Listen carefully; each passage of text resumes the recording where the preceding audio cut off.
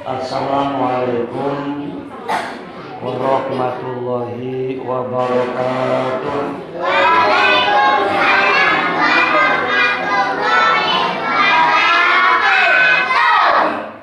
A'udzubillah. Bismillah. Alhamdulillah. Wassalatu wassalamu ala Rasulillah Sayyidina Muhammad ibn Abdillah wa ala alihi wa sahbihi wa mawala la haula wa la quwata illa billah. Amma ba'd. Ibu, bapak, anak-anakku sekalian yang dimuliakan Allah, puji dan syukur selalu kita panjatkan kehadirat Allah yang senantiasa dan selalu memberikan kenikmatan kepada kita semua, sehingga sampai saat ini kita semua masih diberikan kenikmatan panjang umur, sehat walafiat. Salawat dan salam semoga dan selalu disampaikan kepada panutan alam, junjungan kita semua, Nabi Muhammad Sallallahu Alaihi Wasallam, kepada keluarganya, sahabatnya, pengikut-pengikutnya, serta orang-orang yang beriman sepanjang zaman. Tidak ada daya upaya untuk menjauhi dosa dan maksiat, tidak ada daya kekuatan untuk melakukan taat dan bakti kepada Allah kecuali semata-mata karena hidayah dan rahmat dari Allah Subhanahu wa ta'ala. Ibu bapak sekalian yang dimuliakan Allah, pada kesempatan yang mulia ini saya akan sampaikan tentang tazkiyatun nufus, yaitu membersihkan jiwa. Bapak Ibu sekalian, Nabi Muhammad sebelum diangkat oleh Allah dalam peristiwa Isra dan Mi'raj, Nabi Muhammad terlebih dahulu, Bapak Ibu sekalian, anak-anakku sekalian, hatinya dicuci, dibersihkan dengan air Zam-Zam.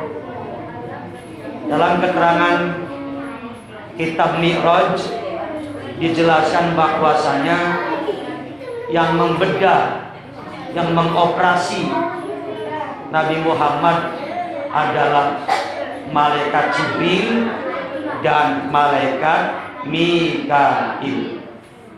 Hatinya sebelum menghadap kepada Allah dibersihkan dari penyakit-penyakit hati kemanusiaan. Apa contohnya? Contohnya penyakit hati adalah iri dan dengki. Nabi Muhammad sebelum Isra Mi'raj dibersihkan hatinya dari penyakit hati yang namanya iri dan dengki. Apa itu iri dan dengki? Sering saya sampaikan, iri dan dengki itu singkatnya daripada SMS. Seneng melihat orang susah, susah melihat orang seneng. Saya ulangi, iri dengki itu SMS. Seneng melihat orang susah, susah kalau melihat orang seneng. Paham tuh? Ada tetangga beli kulkas, hatinya susah, panas kebakaran jenggot. Betul?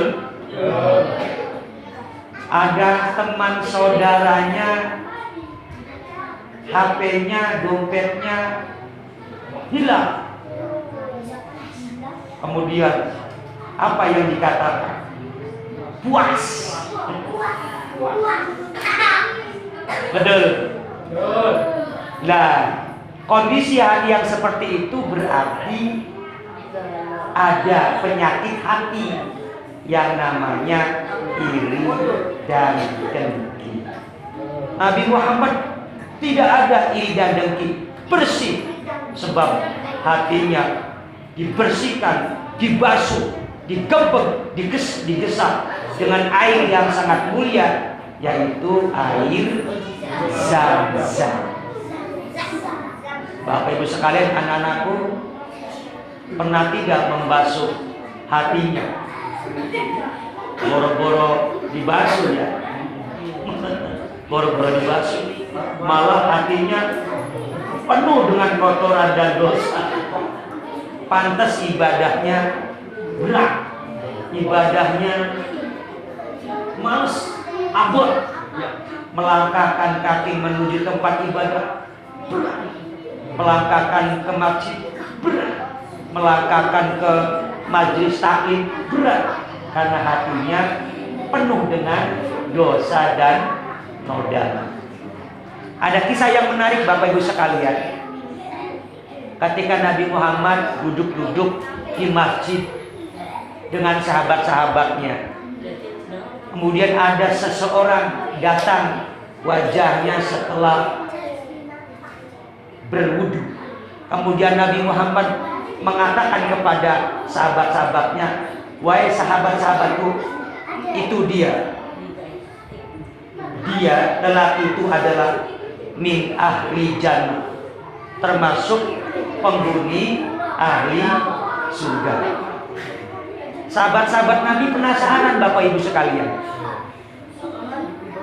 Nabi bilang kepada orang tersebut menjadi penghuni ahli surga. Apa amalnya? Apa perilakunya? Sehingga ada sahabat Nabi penasaran. Saking penasarannya kemudian mau bertamu kepada lelaki tersebut. Bertamu dengan tujuan apa? Ingin tahu. Lelaki itu oleh Nabi disebut sebagai penghuni ahli surga, punya istimewa amalan apa? Akhirnya sahabat Nabi ini bertamu sambil meneliti, sholat, apakah ada yang lain? Dicek, diamati, sama dengan kita. Kalau malam tahajud, sama dengan kita. Tidak lama-lama banget, biasa. Sampai 3 hari Bapak Ibu sekalian, 3 hari. Ternyata amalan lelaki itu sama dengan kita, kata sahabat Nabi tersebut. Singkat kisah, selama 3 hari, akhirnya tamu ini, sahabat Nabi ini memberanikan diri untuk menanyakan kepada lelaki tersebut, wahai paman, mohon maaf, sebenarnya saya bertamu kepada paman ini, sesungguhnya saya ingin tahu amalan apa yang istimewa yang dilakukan oleh paman. Mengapa? Sebab Nabi bilang bahwa paman adalah termasuk penduduk ahli surga. Saya amati sampai 3 hari, 1 hari, 2 hari, 3 hari, sama dengan kita. Sholatnya sama, malam tahajudnya sama dengan kita. Kemudian apa yang dikatakan oleh paman tersebut? Ibu bapak sekalian, wahai Kisanak, ya, wahai Kisanak, sesungguhnya saya dikatakan oleh Nabi menjadi ahli surga mungkin karena saya sepanjang hidupnya tidak pernah berprasangka buruk.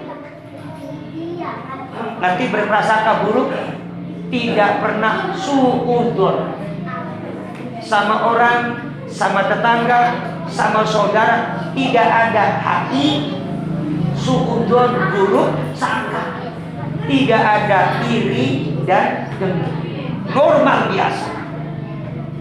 Itulah yang mungkin menjadi dasar Nabi mengatakan bahwa saya menjadi ahli surga.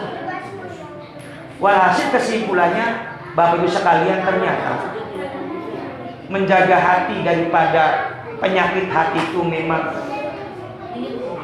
sangat berat.